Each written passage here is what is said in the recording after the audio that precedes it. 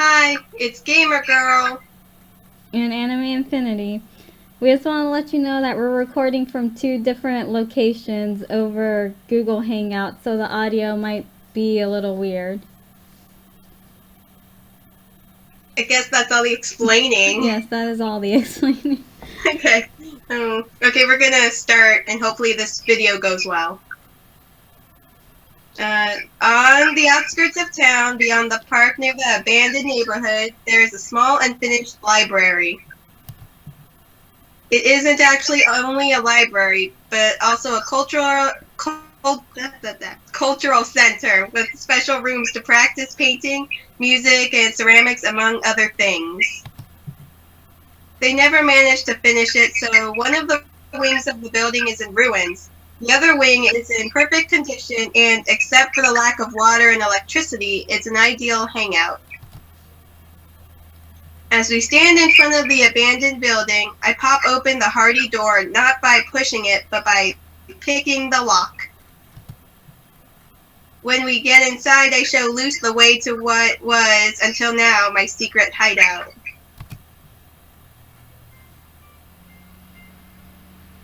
Okay, I'm Luce. Oh my, so you weren't lying when you said it was a great place. Aside from the dust, it all seems new. How is it possible that nobody has taken any of the stuff?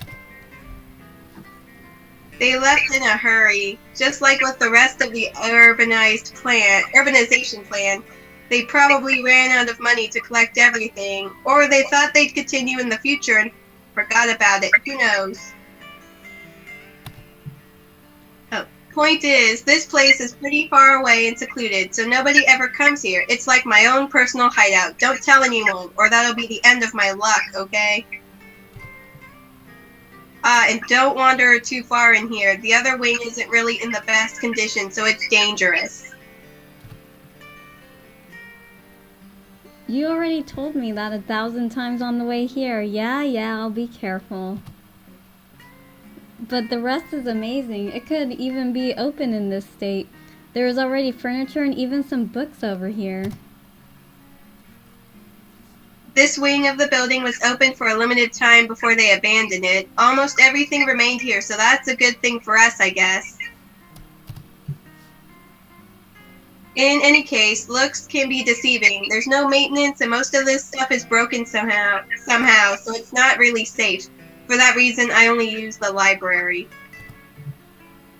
But back to my point. I've fulfilled my part, so now you don't have to draw in an uncomfortable playground in the middle of nowhere. Oh, Luce nods at everything I say, although her expression obviously expresses that she's thinking about something else as she circles around the tables in the room. She stands still with her eyes fixated out the large window and begins talking to me. Tell me, you've seen my drawings. What do you think of them? My sincere opinion? Luce nods once again. You're good, not the best I've seen, but I'm convinced that you've got something special. I'd like to ask you to never write anything in your life again, though. I see. The concepts are still interesting, though, especially considering how hard it is to draw fantasy without any references. I think you have talent, but need a bit more practice. I'm no expert, though. Seriously? You think I have talent? Luce sighs in relief and then shoots me a skeptical look. He turns around, making eye contact with me, wearing a new serious and intimidating demeanor. Nobody has ever told me that I have talent before, not sincerely at least. Yeah, some people tell me that I draw well, others just make comments about it. Truthfully, I've never fully committed myself to drawing. Doodling in the margins of notebooks isn't really drawing. The expectations between the two are completely different, and when you do try something real, something unique, it turns out not being any different from the sketch in the margin. How can you show that to anyone else when you can't even face the reality of it yourself? Then you start tirelessly repeating, only need practice, but it doesn't matter how long you spend, the improvement is minimal. And 2 days after you meet someone who has never drawn anything in his life, you finally learn not to mistake compliments with real talent. How can I show anything I've drawn to anyone? There's no way I can proudly talk about the work I'd spent weeks creating when someone else could draw the same thing in several minutes. When can I say that I've finally learned to draw? When will I finally be able to show off a masterpiece? The worst is how even when you find an artist who's worse than you, it turns out that they just have their own style. Even if you don't understand the difference between the style and talent, you have to believe them anyways because you're really a nobody. Your self-esteem gets crushed because you don't have the privilege of doubt, and who's to say they're wrong? Did I do something to earn that privilege? Only kids would make an argument with a phrase as trivial as I don't care what others say, because you know what? They do matter. They matter so much because the only way to see truly to truly see ourselves is in the reflection given to us by others.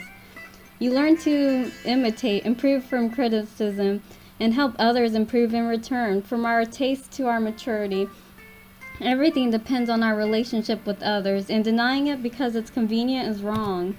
After all, I thought I was a good artist whenever someone would tell me that they liked my meaningless doodles. Why would I turn a deaf ear to the truth during the hard times? It would be unfair of me. But there's nothing that can prepare you for the bitter taste that real justice leaves behind. She had a rant there. Yeah, she had a lot to say. Luce folds her arms, her eyes unsure whether they want to express pride or embarrassment for finally revealing her true feelings. But she pushes her feelings aside and resumes speaking in spite of my total astonishment and in spite of the unexpected context of her speech. Now you know the reason as to why I don't like telling anyone about my little hobby. It's no more than that, just a pastime. I don't want to mention it because if someone tells me that I have talent, if someone encourages me to go for the next level, then I have to carry the weight of the consequences. Don't you think it's better for me to try to find the motivation to continue on my own, my true talent? Luce looks confused after her last rhetorical question. She shakes her head a bit, switching out her sullen face for the usual smug smile I'm used to seeing. And now you've gone and dared to tell me I have talent? Look at what you've done. Given me hope and everything. How am I supposed to react? Oh yeah, I have an idea. How about I read this aloud? What you gonna read?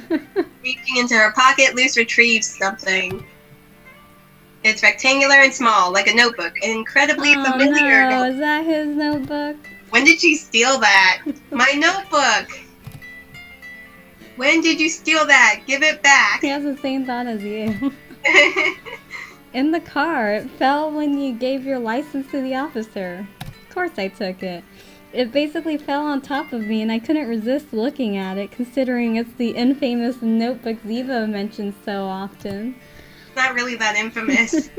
When you went to return the keys, I read through it a little, although I don't understand it at all. What is this, some kind of fairy tale?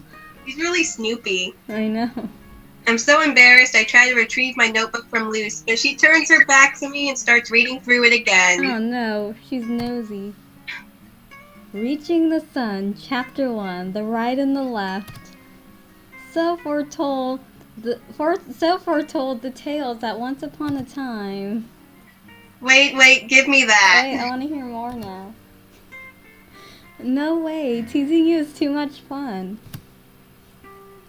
I finally managed to grab my notebook out of her hands. The first thing I do is check all of the pages, making sure that nothing is amiss. Oh, I really want to know the rest of that. It's not like I've memorized each and every page, especially not when I have the habit of ripping out some of the pages.